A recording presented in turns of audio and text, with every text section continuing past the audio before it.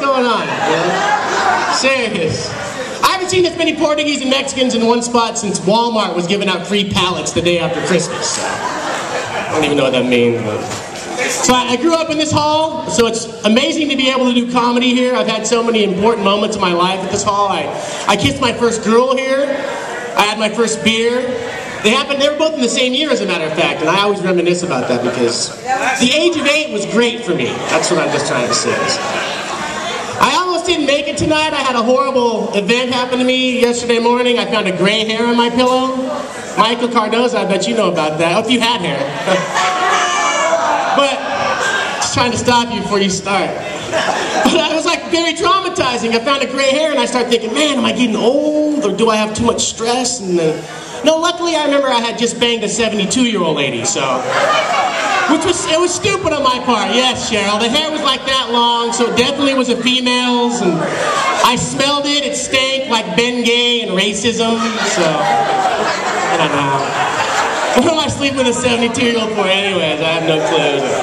I know why, because my girlfriend was kind enough to dump me around Christmas time, which was very nice of her. After Christmas. Thank you, sweetheart. I don't know. I bought a puppy like a month ago because I was feeling bad for myself and thought I'd get a puppy, make me feel better, which I'm regretting that decision in hindsight. I'm thinking maybe I should have just begged her to stay and let her shit on my floor and take pisses on my carpet.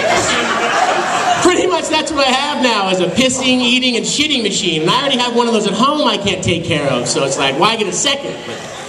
I mean, it hasn't been all bad. I smack him around and I yell at him, so it's filled the void of not having her there. But, nah, it's bad. Just the sex is not as good.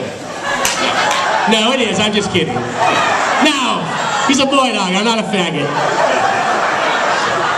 But I don't know. Why would I get a puppy now that I'm single? I should have gone with something a little easier, like a goldfish maybe, something not so high maintenance, because I gotta be honest, puppies are so hard to flush when they die. You know what I mean? You've been there, you know, you're standing over the toilet, you're trying to poke him down with a stick, his little paws hanging out, you know.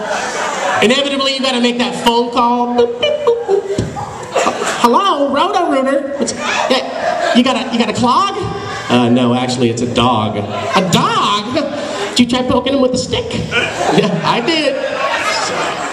I don't know, so. I went out shopping the other day. I realized that my wardrobe was a bit antiquated and I want to get ladies. And anybody here wearing Ed Hardy t-shirts? Anyone? Everybody here familiar with Ed Hardy? You got an Ed Hardy t-shirt on?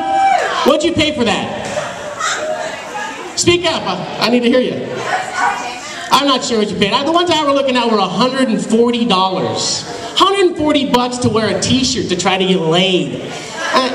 To me, Ed Hardy t-shirts are like the lifted 4x4 truck of the new millennium, just for dudes with smaller dicks and less self-esteem.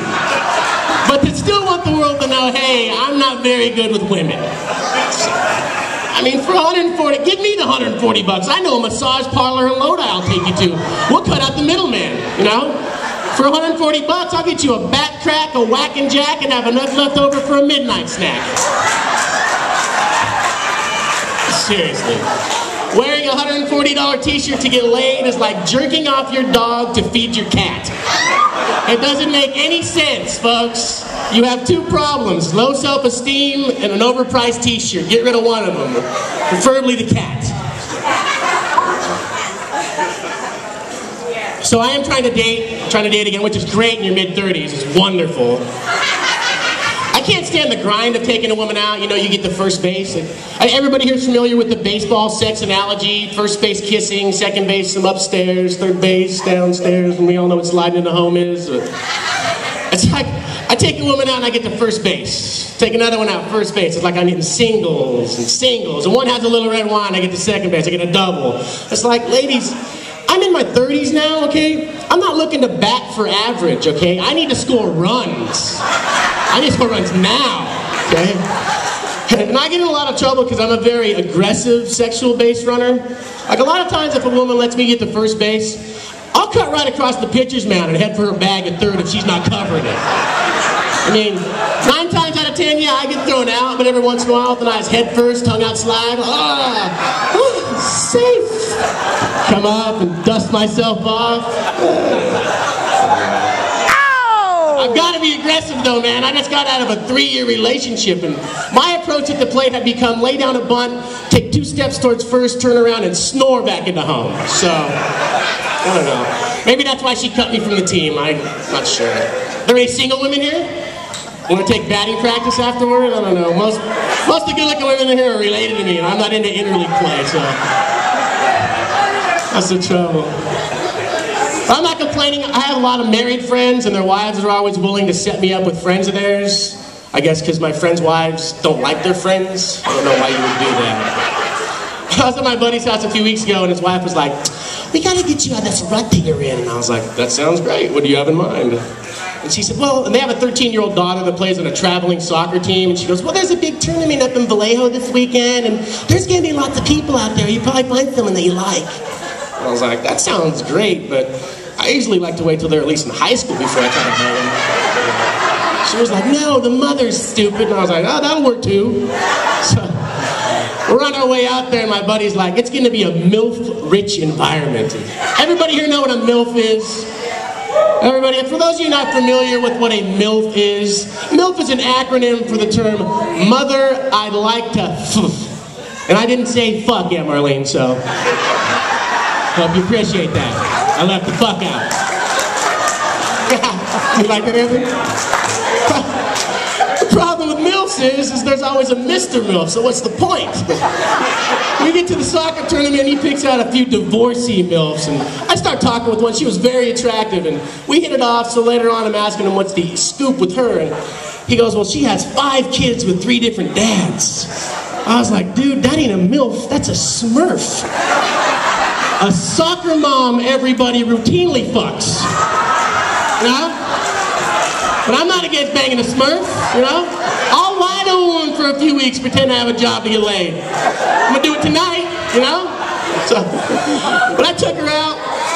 We have a few drinks, we get back to her place, and we go upstairs to her room, and she tosses a duffel bag to me, and she's like, "Here, try this on, I'll be in the bathroom." And I was like, "All right." And I opened up, and it's a kid's soccer uniform. She wants to play like some kind of kinky soccer sex fetish dress-up game. I'm like, "All right, well, I'll do this, you know."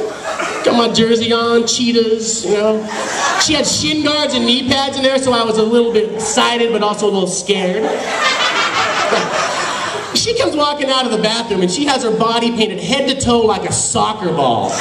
And I'm like, "Oh, it's game on," you know. So right away I said, "I'm aggressive," and I reached out to grab one of those soccer balls, and she was like, "Silly, this is soccer. You can't use your hands." And I was like, "Oh, all right. It's kinky." She gave me a yellow card, and I was like, "Okay." So I just start giving it to her, man, and she's like, "Ow! Oh! Oh!" And it was about her 3rd moment I realized that maybe I was kicking her a little too hard. And I got this passed out lady. Luckily she had chopped up some orange slices. I'm spritzing them in her face, trying to get her to come to. And she came to, and I gotta tell you, it turns out I'm a really good soccer fantasy sex player, because I got off 2 shots within the first 8 minutes. So I grabbed my balls and I went home. I don't get a lot of phone calls for rematches, but I'm undefeated in the league, and I think that's what matters. All right, we're going to bring up our first comedian. As a good friend of mine out of Modesto. He's doing big things in the Bay Area, Sacramento, Laughs Unlimited. He's hosting a lot of shows, and he's a funny MF-er. Put your hands together for Mr. Roberto Aurelia.